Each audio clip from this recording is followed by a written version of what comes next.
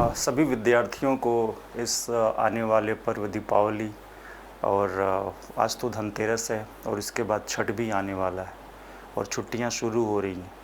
तो study IAS की team, संस्थान, सभी टीचर्स की तरफ से अपने विद्यार्थियों को और सभी ऐसे बच्चे जो तैयारी कर रहे हैं सिविल सर्विसेज की, उनको शुभकामनाएं देता हूँ। शुभकामना देने के पीछे एक उद्देश्य है और उद्देश्य ये है कि जब भी कोई त्यौहार पर्व आता है और हम घरों पे जाते हैं छुट्टियों पे, तो एक तो पढ़ाई से थोड़ा ब्रेक मिलता ही मिलता है और उस त्यौहार की एक ऊर्जा होती है जो हम उस परिवार से, समाज से लेके वापस अपनी पढ़ाई में लौटते हैं। तो सभी विद्यार्थियों की तरफ से भी, आप लोगों की तरफ से भी, चूँकि आपका मैं टीचर हूँ, मोटिवेटर हूँ, तो मैं अपने संस्थान के भी सभी लोगों को दीपावली की शुभकामनाएं देना चाहूँगा।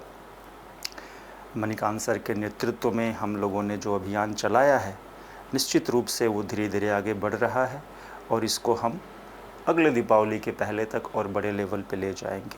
अब इस चीज़ को एक नए दिशा में मैं ले जाना चाहता था और इसीलिए मैं अभी आपके सामने आया। इसको बहुत लंबा नहीं करूँगा मैं, कि एक बहुत बड़ा प्रश्न आया, क्योंकि छुट्टियाँ अगर छठ तक मानी जाएँ तो 10 दिन की लगभग हो रही हैं। तो कई विद्यार्थियों का प्रश्न आया और कई लोगों ने पूछा कि सर, इस 10 दिन का हम लोग सदुपयोग कैसे करें? हम इस 10 दिन में पढ़ाई करें या ना करें? घर जा रहे हैं तो क्या किताबें लेके जाएं या ना जाएं?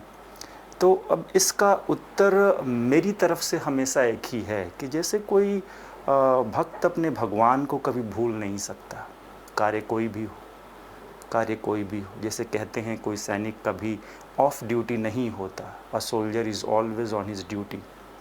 उसी तरीके से जब एक यूपीएससी का विद्यार्थी हो, मन से, पूरे मनोयोग से तैयारी में लग जाता है, तो वो कभी इस तैयारी से विरत नहीं हो सकता।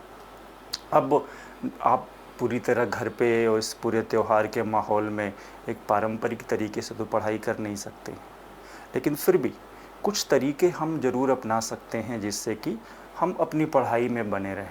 और उसका एक बहुत सामान्य तरीका है कि जितने दिन भी छुट्टियां हैं, उस दिन में कुल कितने घंटे आपको पढ़ना है। जैसे अगर 10 दिन छुट्टियां हैं और आप मानते हैं कि 3 घंटे रोज़ तो मुझे पढ़ना ही चाहिए, 24 घंटे बहुत बड़ा दिन होता है, 24 घंटे त्यौहार तो आप मनाएंगे नहीं, तो उस अगर रोज़ 3 घंटे के हिसाब से हम देखें तो 30 घंटे होते हैं। तो हम अपने 10 दिन की छुट्टियों में 30 घंटे की पढ़ाई करेंगे। तो हो सकता है कि किसी एक दिन जब त्यौहार आए तो ना पढ़ें, लेकिन अगले दिन हम थोड़ा ज़्यादा पढ़ लें। तो कुल मिला के आप रिवीजन पे जाएंगे, कोई नई पढ़ाई नहीं करना है।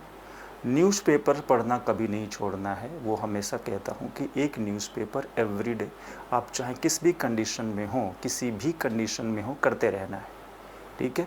और जो एक डिसाइड कर लीजिए अपने गोल को कि 10-12 घंटे पढ़ना है टोटल मुझे 10 दिन में।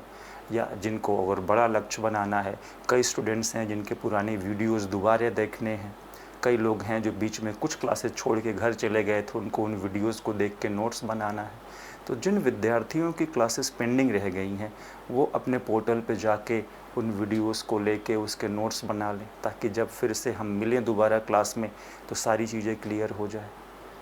तो इस तरीके से इस दीपावली के ऊर्जा का अपने व्यक्तित्व में, अपनी पढ़ाई में अच्छे से प्रयोग करना है।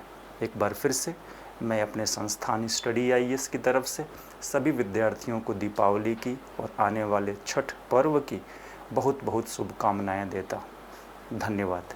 जल्दी मिलेंगे।